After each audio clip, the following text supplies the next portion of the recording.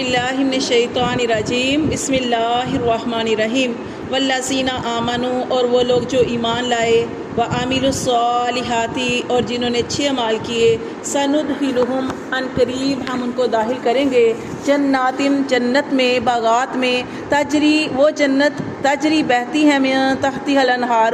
کہ جس کے نیچے نہریں بہتی ہیں خالدین فیہا ابدا وہ اس میں ہمیشہ رہیں گے۔ پیچھے اللہ تعالیٰ نے جہنمیوں کا ذکر کیا، جہنم کا ذکر کیا، اور یہاں پہ اللہ تعالیٰ کا قرآن مجید کے اندر یہ آپ اصول پڑھیں گے کہ جہاں بھی اللہ نے جہنم کا ذکر کیا ساتھ ہی اللہ نے جنت کا بھی ذکر کیا ہے، تاکہ لوگ جو ہیں صرف ڈر نہ جائیں بلکہ اللہ تعالیٰ خوشخبریاں بھی سناتی ہیں کہ اگر تم نیک اعمال کرو گے تو اللہ تبارک و تعالیٰ نے تمہارے لیے کیا کچھ تیار کر رکھا ہے۔ اللہ فرماتے ہیں کہ اللہ نے تمہارے لیے ایسی جنت تیار کی ہے کہ جس کے نیچے نہریں بہتی ہیں، اور آپ جانتے ہیں کون کون سی نہریں ہم پڑھ چکے ہیں پیچھے ابھی قرآن مجید کے اندر، کہ کون سی شہد کی نہریں، شراب کی نہریں، دودھ کی نہریں، میٹھے پانی کی نہریں، کہ اللہ تبارک و تعالیٰ نے ایسی نہریں جاری کی ہیں فیہا ابدا کہ انسان جو ہے جنت کے اندر ہمیشہ رہے گا۔ وعد اللہ حقا، اللہ کا وعدہ سچا ہے۔ پیچھے ہم نے پڑھا کہ شیطان کا وعدہ جو ہے دھوکے کے سوا کچھ بھی نہیں ہے، لیکن اللہ جو تمہیں دعوت دے رہا ہے، جو خوشخبریاں سنا رہا ہے، اللہ فرماتے ہیں کہ میرا وعدہ سچا ہے۔ وَمَنْ أَصْدَقُ مِنَ اللَّهِ قِيلًا، اور اللہ سے سچی کس کی بات ہے؟ لیسا نہیں بھی امانیکم، نہ ہی تمہاری خواہشات، ولا اور نہ ہی امانیجی خواہشات اہل الکتابی اہل کتاب کی۔ لیس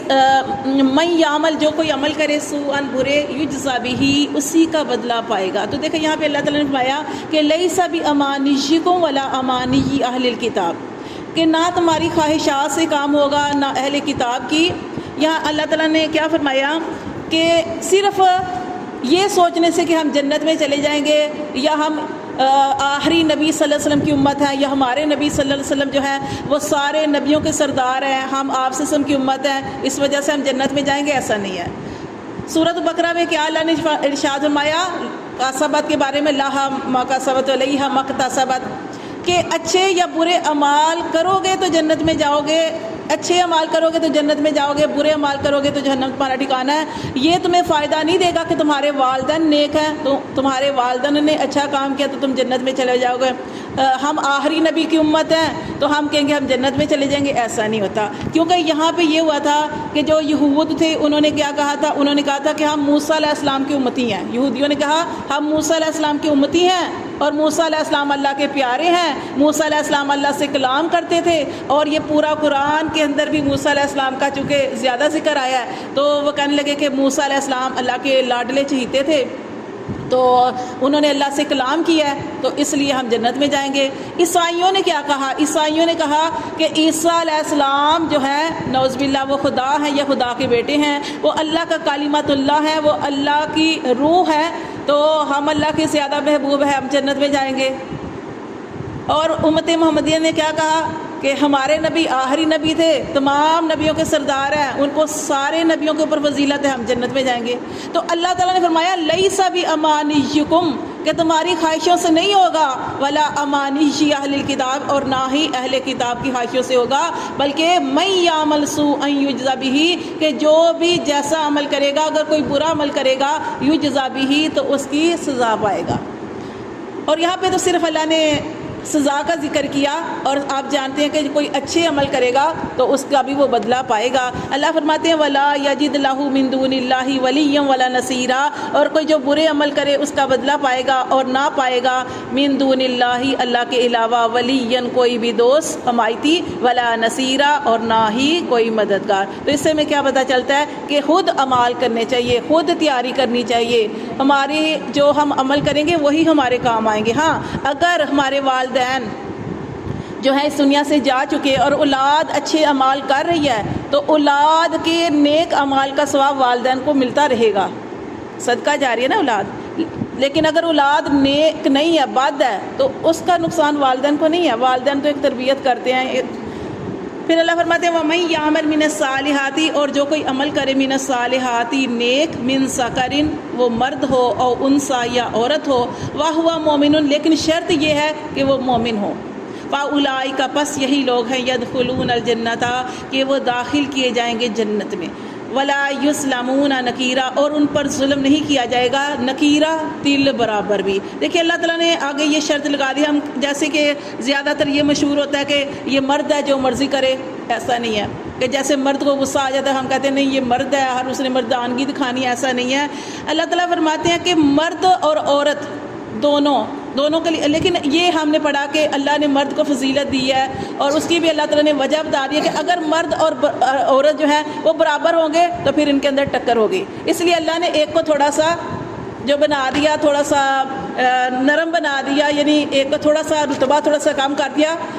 اور ایک کو زیادہ درجہ دے دیا۔ اب یہ نہیں کہ حقوق جو ہیں، حقوق تو دونوں کے ایک جیسے ہیں، مرد کے بھی عورت کے بھی حقوق، لیکن اللہ تعالیٰ نے برابر نہیں بنایا، اللہ نے مرد کو ایک درجہ زیادہ دیا ہے۔ لیکن اللہ تعالیٰ نے یہاں بھی یہ بتایا کہ اگر کوئی مرد ہے وہ کوئی اچھے عمل کر رہا ہے یا کوئی عورت ہے، لیکن شرط یہ ہے کہ مومن ہو، تو یہی لوگ ہیں کہ ان کے اعمال جو ہے وہ قبول کیے جائیں گے۔ اس میں یہ نہیں ہے کہ اب مرد نے عمل کیا تو مرد کو زیادہ درجہ ملے گا، مرد کو زیادہ ثواب ملے گا، مرد کو زیادہ اجر ملے گا، ایسا نہیں ہے۔